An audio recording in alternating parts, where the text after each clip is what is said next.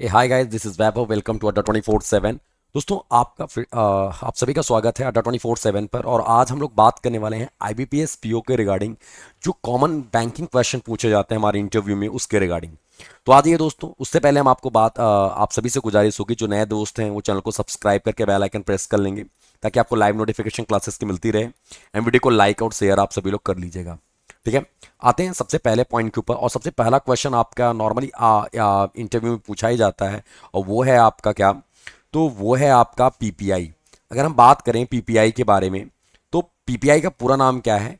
Prepaid payment instruments. तो आपसे यहाँ पे कॉमन क्वेश्चन बनते हैं, how many types of PPI? PPI कितने प्रकार के होते हैं? व्हाट इज पीपीआई, यानी कि प्रीपेड पेमेंट इंस्ट्रूमेंट्स होते क्या क्या है? तो गाइस, हम लोग वहां पर बोल के निकल जाते हैं सबसे बेसिक क्वेश्चन, कि जो हमारे मोबाइल वॉलेट होते हैं, पेपर वाउचर्स होते हैं, एंड या कह सकते हैं कि मोबाइल अकाउंट्स होते हैं, स्मार्ट कार्ड्स होते हैं, इसे हम लोग पीपीआई के श्रेणी में डाल सकते हैं, ठीक है। कभी कभी क्वेश्चन ये पूछा जाता है कि पीपीआई को लाइसेंस कौन देता है, तो आपको यहां पर ये बोलना है आरबीआई ही लाइसेंस देता है पीपीआई को, ठीक है। How many types of PPI? तो आपको बोलना है दो टाइप के पीपीआई होते हैं, प्रीपेड पेमेंट इंस्ट्रूमेंट्स। जिससे दोस्तों एक नाम होता है स्मॉल पीपीआई, ठीक है। Payment small PPI small S में होता है, यानी जिसको हम लोग बोलते हैं कि prepaid payment instruments small S में। और एक होता है फुल, जिसको हम लोग बोलते हैं फुल केवाईसी पीपीआई, ठीक है। तो ये दो टाइप के होते हैं। स्मॉल पीपीआई को मिनिमम डिटेल पीपीआई के नाम से जाना जाता है। स्मॉल पीपीआई होता क्या है? तो ये पीपीआई वो है जो नॉन बैंक यानी कि एनबीएफसी, और ये क्या होता है, ये मिनिमम यानी कि मिनिमम डिटेल यानी मिनिमम केवाईसी करवाते हैं ये लोग, यानी कि नॉर्मली आपका नाम, मोबाइल नंबर एंड आपके अकाउंट पैन नंबर आपका वो डन करके आपका स्मॉल केवाईसी हो जाता है। वो स्मॉल पीपीआईज होते हैं। जो फुल केवाईसी पीपीआई है, जैसे पेटीएम वॉलेट, ये फुल केवाईसी पीपीआई में काउंट होते हैं। इसमें क्या होता है, जो बैंक और नॉन बैंक्स होते हैं, प्रॉपर वे में केवाईसी करवाते हैं, और केवाईसी का अप्रूवल 24 आवर्स के बाद मिलता है। देन फाइनली ये अप्रूव करते हैं आपके वॉलेट को। तो ये आपके दो टाइप के हैं। आपको बस इतना ही पूछा जाएगा, small PPI and full KYC PPI, दो टाइप के पीपीआई। तो पीपीआई का पूरा नाम प्रीपेड पेमेंट इंस्ट्रूमेंट्स। गाइस याद रखना, जो वॉलेट्स वगैरह होते हैं वो पीपीआई में होते हैं। इसके तीन का इसमें नॉर्मल आते हैं, इसमें क्लोज्ड होता है, ओपन होता है, सेमी क्लोज्ड होता है, ऐसे नाम भी पूछे जाते हैं, ठीक है। अगला पॉइंट है गाइस आपका, वो है आपका डीआईसीजीसी। सबसे कॉमन क्वेश्चन, सबसे ज्यादा बार repeated question, what is the full form of DICGC? ये आपके रिटेन एग्जाम में भी आता है। डीआईसीजीसी का पूरा नाम है deposit insurance credit guarantee corporation. दोस्तों, यहां पे क्वेश्चन क्या पूछे जाते हैं कि सबसे कॉमन चीज, कि अंडर डीआईसीजीसी यानी कि आरबीआई किसी बैंक का लाइसेंस अगर कैंसिल करता है, ठीक है, तो वहां पर किसका रोल स्टार्ट होता है? तो वहां पर डीआईसीजीसी का रोल स्टार्ट करता है, अपना स्टार्ट होता है। और कोई भी बैंक अगर लाइसेंस कैंसिल करता है, या आरबीआई उसका लाइसेंस कैंसिल करता है, तो उस केस में किसी भी बैंक के ऊपर, ठीक है। तो अगर आपका सपोज आपसे क्वेश्चन ये पूछे जाते हैं कि अगर आप उस बैंक में आपका खाता है और बैंक बैंकरप्ट हो गया, दिवालिया हो गया, या फिर आरबीआई ने उसका लाइसेंस कैंसिल कर दिया, तो उसमें रखा हुआ पैसा क्या होगा?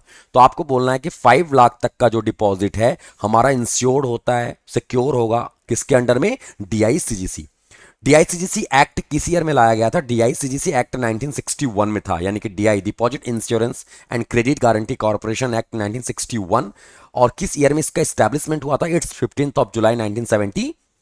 तो गाइस, इतने पॉइंट्स आपको याद ना, और ये फुल्ली सब्सिडरी बोला जाता है किसका? आरबीआई का। फुल्ली सब्सिडरी में आता है किसके? आरबीआई के। तो ये दूसरा पॉइंट है जो सबसे ज्यादा बार पूछा जाता है। तीसरा क्वेश्चन दोस्तों, एमआरएस क्या होता है? एमआरएस का पूरा नाम है मिनिमम रिजर्व सिस्टम, जिसको हिंदी में बोलते हैं हम लोग न्यूनतम आरक्षित पद्धति या प्रणाली। हम लोग कहते हैं कि हमारे यहाँ पे नोटों की प्रिंटिंग किस सिस्टम के अंतर्गत होता है? ऐसा तो होता नहीं कि आरबीआई के गवर्नर रात में उठते हैं और नोटों की प्रिंटिंग स्टार्ट कर देते हैं, बिल्कुल भी नहीं। आपको यहां पर याद रखना दोस्तों, यहां पे 200 करोड़ का रिजर्व रखा जाता है। 200 करोड़ में 115 करोड़ का क्या होता है? गोल्ड होता है। और 85 करोड़ रुपीस का क्या होता है आपका? गवर्नमेंट सिक्योरिटी एंड एंड क्या? फॉरेन एक्सचेंज, यानी कि विदेशी मुद्रा। सॉरी, हाँ, foreign exchange and government security और गोल्ड, ये दोनों को मिला के तब 200 करोड़ का रिजर्व रखा जाता है, वही। और किस सिस्टम के अंतर्गत? गाइस ये आपको याद है, मिनिमम रिजर्व सिस्टम, यानी न्यूनतम आरक्षित पद्धति या प्रणाली। तो यहां से ये क्वेश्चन पूछा जाता है, ये आपके लिए इंपॉर्टेंट है। ये आप नॉर्मली इनफैक्ट अगर आपने बैंक की तैयारी कर रखी है, तो आपको एमआरएस के बारे में बखूबी पता होगा। अगला पॉइंट होता है दोस्तों बीएसबीडीए। अगर आप किसी भी इंटरव्यू को फेस कर रहे हो, इनफैक्ट इस बार अगर हम आरआरबी पीओ की बात करते हैं, तो आरआरबी पीओ में भी इससे क्वेश्चन देखने को मिला था आपका। क्वेश्चन क्या बनता है आपका? क्वेश्चन यहां पर यह बनता है कि what is the full form of BSBDA. BSBDA आप क्या जानते हो, इसी से रिलेट दरअसल क्वेश्चन यहां से स्टार्ट होता है कि what is financial inclusion. Financial inclusion क्या होता है, फाइनेंशियल इंक्लूजन किस ईयर में लाया गया था, under which committee recommendation, which committee recommendation, किस कमिटी ने रिकमेंड किया था फाइनेंशियल इंक्लूजन के लिए। ठीक है, फिर अगला पॉइंट क्या बनता है आपका कि बीएसबीडीए की बात करें तो बीएसबीडीए में मैक्सिमम डिपॉजिट कितना होता है, आपसे क्वेश्चन देखने को मिला है। क्या बीएसबीडीए में एटीएम इश्यू करते हैं, बीएसबीडीए में मिनिमम बैलेंस कितने का होता है, ऐसे नॉर्मल ट्रिकी क्वेश्चन आपसे पॉइंट आउट किए जाते हैं। तो गाइज यहां पर अगर हम बात करें बीएसबीडीए के रिगार्डिंग, तो बीएसबीडीए का पूरा नाम है basic savings bank deposit account. ठीक है, और बीएसबीडीए का दरअसल ये 2012 में आया था, 2012 में आया था। इसके पहले इसका नाम क्या था, इसके पहले इसका नाम हुआ करता था नो फ्रिल्स अकाउंट। क्या नाम हुआ करता था, नो फ्रिल्स अकाउंट। कौन सा account, it's no frills account. ठीक है, बीएसबीडीए अगस्त 2012 में आया था। आपसे पूछा जा सकता है इसका नाम पहले क्या था, किस नाम से जाना जाता था, तो किस नाम से जाना जाता था, नो फ्रिल्स के नाम से। नो फ्रिल्स किस ईयर में आया था, इंट्रोड्यूस कराया गया था, इट्स 2005। ठीक है, एंड बीएसबीडीए की बात करें तो बीएसबीडी दोस्तों फाइनेंशियल इंक्लूजन का एक सबसे बड़ा माइलस्टोन है, कह सकते हो आप। ठीक है, ये 2012 में आरबीआई के द्वारा, किसके द्वारा, आरबीआई के द्वारा लाया गया था, और उसी के बाद 2014 में प्रधानमंत्री जनधन योजना आया, तो बीएसबीडी का थोड़ा सा रोल कम होगा। आपसे क्वेश्चन यहां पर यह पूछा जाता है कि बीएसबीडी में, ठीक है, नॉर्मल क्वेश्चन, मैक्सिमम डिपॉजिट कितना होगा विद इन 1 ईयर, एक साल में, तो 1 लाख से अधिक का डिपॉजिट हम लोग नहीं कर सकते। विद इन वन टाइम, एक बार में 50,000 का हमारा बैलेंस होना चाहिए। ठीक है, एंड दोस्तों विद इन 1 मंथ हम लोग मैक्सिमम कितना विदड्रॉ कर सकते हैं, विदड्रॉ कितना विदड्रॉ कर सकते हैं, इट्स 10,000 रुपीज, 10,000 रुपए। क्या इसमें एटीएम इश्यू होता है, एग्जैक्टली क्या इसमें ये जिसको डेबिट कार्ड बोलते हैं हम लोग। ठीक है, फिर आपसे क्वेश्चन क्या बनता है यहां पर कि इसमें कितने ट्रांजेक्शन्स अलाउ हैं, तो guys there are 4 transaction, 4 transaction इसमें अलाउ हैं आपके बीएसबीडीए में।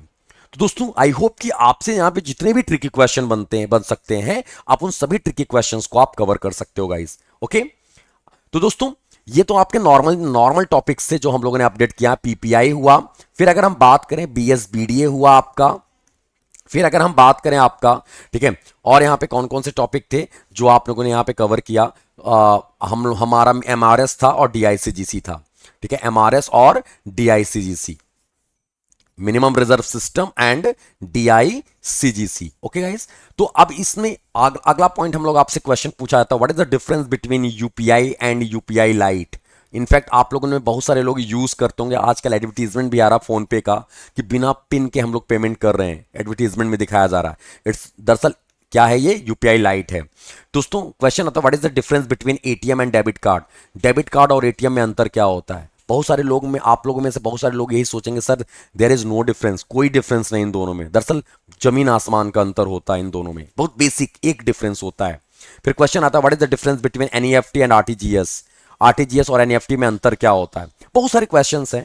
तो गाइज इसके लिए हम लोग एक बैच लेके आ रहे हैं जो आपको 25 नवंबर से स्टार्ट हो रहा है, इंटरव्यू बैच, जो 1-on-1 मॉक इंटरव्यू बैच होगा, जहां पर मेरी सारी बैंकिंग की क्लासेस भी अवेलेबल होंगी, including current affair, personality development की क्लासेस, हमारे पैनलिस्ट जो है आपके सामने यहाँ पे दिख रहे हैं, इनकी क्लासेस। तो दोस्तों उसके लिए जुड़ने के लिए आपको कोड अप्लाई करना होगा Y307 for maximum discount. Is that clear, क्या कोड लगाना है आपको, Y307।